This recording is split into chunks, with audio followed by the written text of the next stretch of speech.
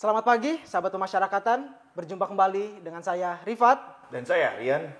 Kami akan menemani Anda dengan berbagai berita seputar pemasyarakatan di minggu ini.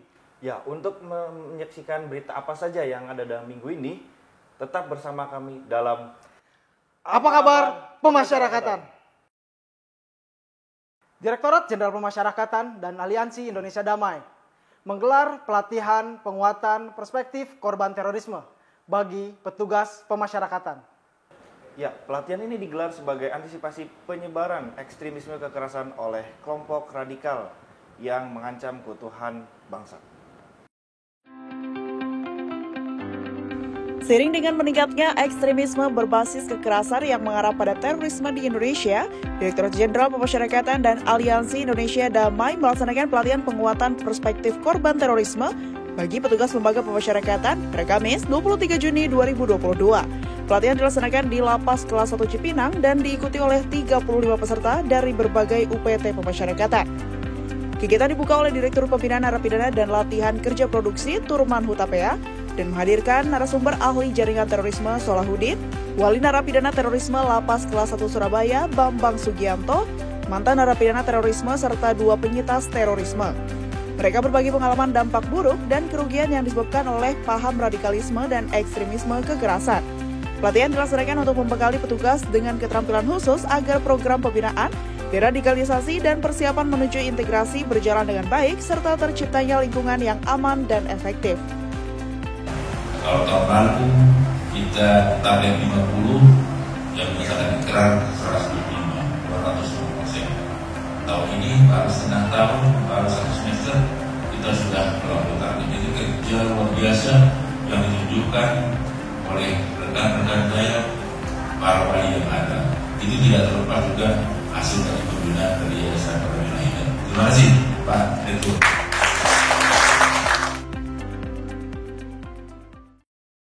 Sahabat pemasyarakatan, Kepala Kantor Wilayah Kemenkumham Jawa Barat, Sujonggo, baru saja mengunjungi Lapas Banjar. Dalam kunjungan tersebut, ia meninjau kegiatan pembinaan kemandirian di Lapas Banjar.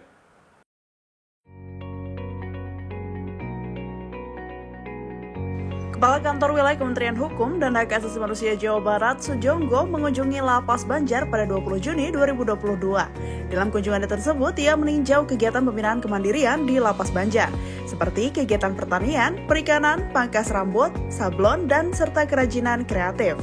Kerajinan kreatif anyaman piring lidi berhasil mencuri perhatian Sujonggo. Menurutnya, kerajinan ini sangat potensial untuk dikembangkan karena dapat melibatkan seluruh warga binaan dengan bahan baku yang mudah didapatkan, aman, dan tidak membahayakan. Lapas Banjar juga melaksanakan pelatihan bersertifikat seperti mobile training unit, tune-up sepeda motor konvensional, dan pelatihan pemanfaatan potensi alam untuk kegiatan pertanian. Pelatihan ini dilaksanakan bekerjasama dengan Dinas Tenaga Kerja Kota Banjar, UPTD Balai Latihan Kerja Kota Banjar, UPTD Balai Latihan Kerja Provinsi Jawa Barat, serta Balai Besar Pelatihan dan Vokasi Produktivitas Bandung. Sujonggo berharap selain produktif, pembinaan kemandirian di lapas juga menghasilkan produk yang memiliki nilai jual. Ia pun meminta lapas untuk aktif memasarkan produk baik secara konvensional maupun berbasis online. Lapas Narkotika Jakarta bekerja sama dengan Badan Narkotika Nasional Provinsi DKI Jakarta melaksanakan asesmen akhir program rehabilitasi medis dan rehabilitasi tahun 2022. Asesmen tersebut diikuti oleh 70 warga binaan pemasyarakatan.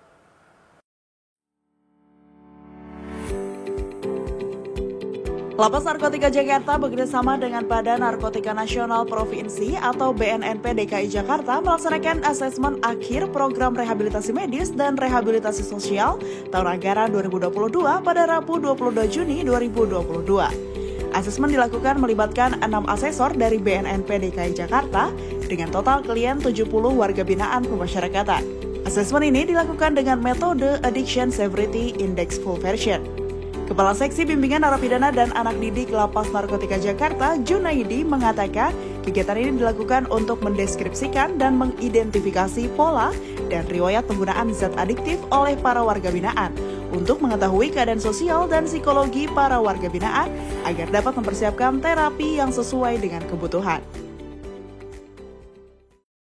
Sahabat pemasyarakatan, overcrowded kerap menjadi penyebab berbagai gangguan keamanan dan ketertiban di lapas. Ya, menyadari hal tersebut, Lapas Pemuda Tangerang memindahkan 128 warga binaan pemasyarakatan ke Lapas Serang dan Lapas Cilegon.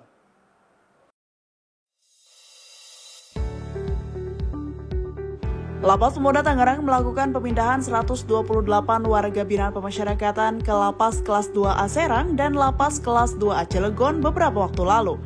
Proses pemindahan dikawal bantuan pengamanan dari Polres Metro Tangerang Kota.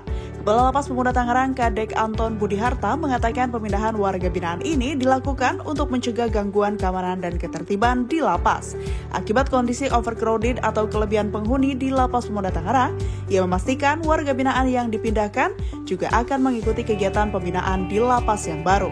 Menurut Kadek, hal ini merupakan wujud 3 kunci pemasyarakatan maju yang diinstruksikan Direktur Jenderal Pemasyarakatan, yaitu deteksi dini, gangguan keamanan dan ketertiban, berantas narkoba, dan sinergi dengan aparat penegak hukum lainnya. Ditambah back to basic, pengembalian tugas dan fungsi pemasyarakatan sebagaimana mestinya. Rutan Tanah Grogot melaksanakan pembinaan fisik, mental, dan disiplin bagi petugas pemasyarakatan. Pelatihan ini dilaksanakan untuk mewujudkan profesionalitas dan keterampilan dalam melaksanakan tugas keamanan. Rutan Tanah Grogot melaksanakan kegiatan pembinaan fisik, mental, dan disiplin bagi jajaran petugas rutan pada Selasa 21 Juni lalu.